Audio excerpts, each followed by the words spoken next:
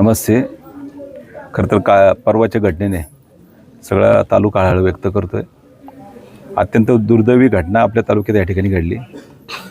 शिवजन्मभूमीला काळीमा फासणारी घटना खरं तर पिंपोंडे गावात या ठिकाणी घडली. मी परवापासून परवा पण पोलीस स्टेशनला होतो, काल पण आपण वस्तीत होतो. कुटुंबाला आधार देण्याचा प्रयत्न केला आणि प्रत्येकजण या ठिकाणी हळहळ व्यक्त करतोय. म्हणजे काय बोलावं, अशा विकृतीला काय बोलावं. असे समाजामध्ये अनेक नराधम लपलेत. खरं तर ते वेळेस ठेचून काढले पाहिजे. आणि माझ्या निमित्तानं पालकांना पण विनंती राहील, मी काल पण ती विनंती केली, विशेषतः आपल्या मुलींची त्या ठिकाणी काळजी घ्या, लहान लेकरांची काळजी घ्या. कारण आता कुणावर विश्वास ठेवावा. ही घटना पाहिल्यानंतर जो व्यक्ती रोज इथे येऊन त्यांच्या ताटात जेवायचा, इथे कायम त्याचे वास्तव्य असायचं, अशा व्यक्तीने जर असं कृत्य केलं असेल तर असे नराधम आपण खरं तर ओळखले पाहिजे, त्यांना वेळेस ठेचलं पाहिजे, नाही तर अजून एखादा बळी जायचा. म्हणून माझी या निमित्तानं खरं तर ज्या आमच्या विशेषतः शाळेत जाणाऱ्या मुली आहेत, शाळेत जाणाऱ्या विद्यार्थिनी आहेत, असं जरी तुम्हाला कुठं काय वाटलं तर बाळांनो असं कुठं काय तुम्ही खचून जाऊ नका, घाबरून जाऊ नका. आपल्या पालकांना त्या ठिकाणी वेळेस त्या ठिकाणी सावध करा, घरच्यांना सांगा, शिक्षकांना सांगा. पण असं खरं तर असं अनेक घटना होत होत्या, परंतु कोपर्डे आणि नसरापूरसारखी घटना आपल्या तालुक्यात घडली. आणि कोपर्डी नसरापूर असेल, सगळ्या महाराष्ट्राने हळहळ व्यक्त केली. आता पण पिंपोंडीची घटना सगळा महाराष्ट्र ह्या घटनेमुळं खरं तर हळहळ व्यक्त करतोय. आता मी मागाशी पाहिलं, आमची अक्षदा रडत होती. म्हणजे इथं येणारा प्रत्येकजणाच्या डोळ्यात पाणी आहे. या संदर्भात खरं तर विशेष SP साहेब असेल, DYSP साहेब असेल, इथलं पोलीस प्रशासन असेल, त्यांनी वेळीच पावलं उचललीत तशी. पण तरी पण सगळ्या तालुक्याची मागणी आहे, फक्त पिंपोंडे गावची नाही, त्या कुटुंबाची नाही, तालुक्याची मागणी ही फास्ट ट्रॅकवर घेऊन त्या आरोपीला कठोरात कठोर म्हणजे फाशी शिक्षा ही ताबडतोब करावी.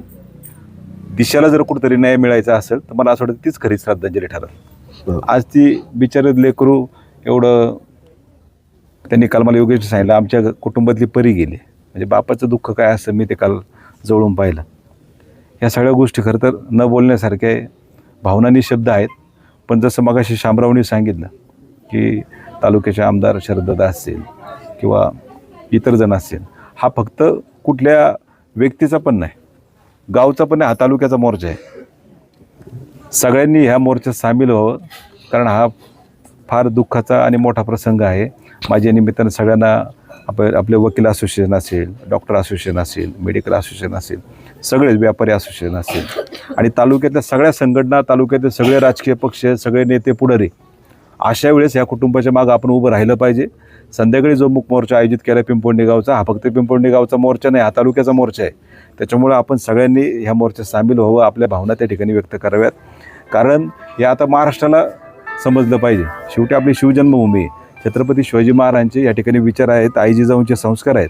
आणि अशा पद्धतीने आपल्याकडे जर हे अशा विकृती जर आपल्याकडं होत असेल, अशा पद्धतीने घटना होत असेल, तर आपण सगळ्या तालुक्याने एकत्र आलं पाहिजे, जेणेकरून इतर जे नराधम असतात, इतर जे हे गुन्हेगार असतात, त्यांना कळलं पाहिजे की आता तालुका एकत्र येतो अशी जर घटना कुठं घडली तर.